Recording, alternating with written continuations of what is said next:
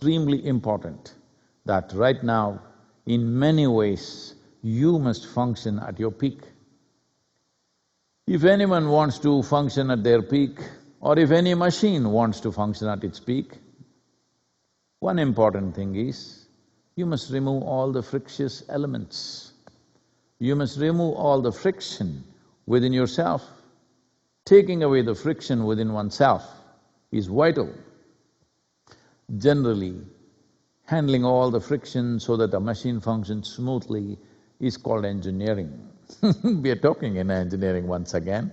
Well, we've been talking for 40 years. What do you think I've been talking about? Well, you thought if your headache went away, your backache went away, and you function a little better in your business and you think you have achieved something. No.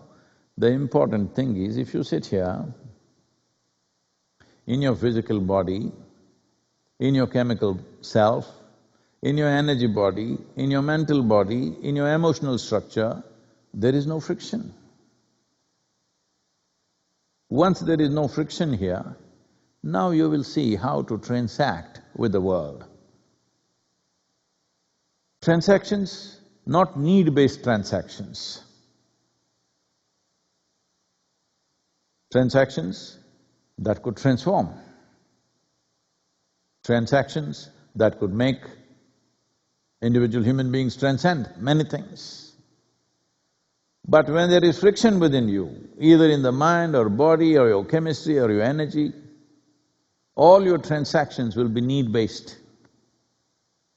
When I say need-based, the need may be…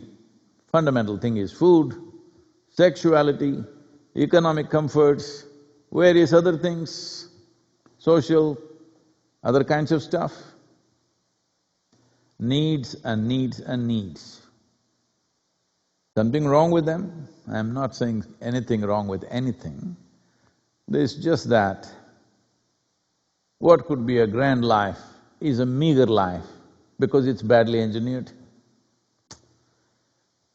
Though the basic platform that's given to us in the form of natural design is fantastic, how we build it, what material we put into this, and how we arrange things within ourselves will determine whether there is friction or not.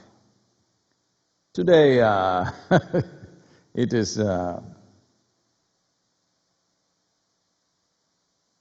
these things are very amusing to me, but don't take me wrongly, all the medical people, scientific people. It's very amusing for me to see a lot of scientists are talking in terms of inflammatory markers.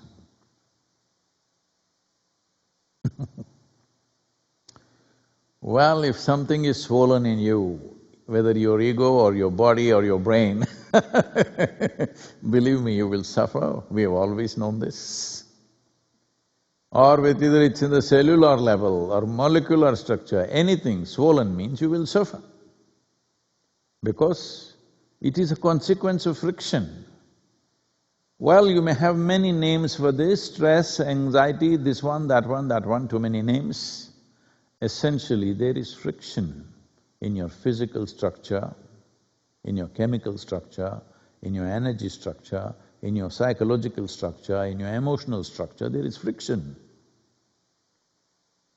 Anything that has friction is obviously not a good machine, not an optimal machine. Whole lot of engineering has been done to… let's say if we take the movement of our automobiles, from a locomotive which was going… you've seen the steam locomotive, it went chok chok, chok chok, chok chok, we thought it was great. Now it's going electric car. Lot of friction has been taken out. As friction has been taken out, consumption of whatever fuel it was consuming has gone down significantly. And as this happens, the atmosphere is better. So take the same example for yourself. If you are like a steam locomotive, all over it spills, have you seen? Smoke is not only coming up there, steam is spilling out here, heat is going there, water is spilling out somewhere else, all over the place.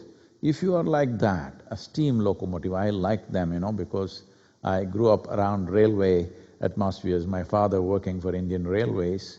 I loved the steam steam locomotives because, there was a certain grandeur to it, but it's a desperate, horrible grandeur, which is burning enormous amount of fuel and creating a big racket and throwing things all over the place.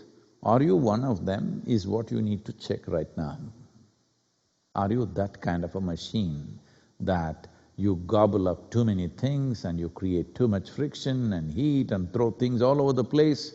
If you go next to your steam engine, once in a while it lets out steam.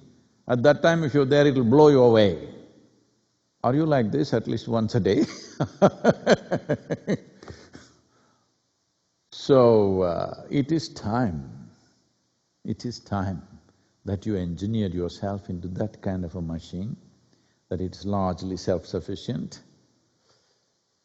There is solar energy, there is water, there is air, and of course there is food. Machine should run smoothly on this. The rest of it is… you can play it the way you want. How much, what, one can decide according to their individual inclinations or by choice, not by compulsion. That's the important thing. So creating a conscious planet means just this. First of all, you have removed the friction from this system. Once friction is gone and you're well engineered, now being conscious is natural because this is the nature of a human being. Let us understand what is the difference between being conscious, because the word consciousness is being used in all kinds of terms. Essentially,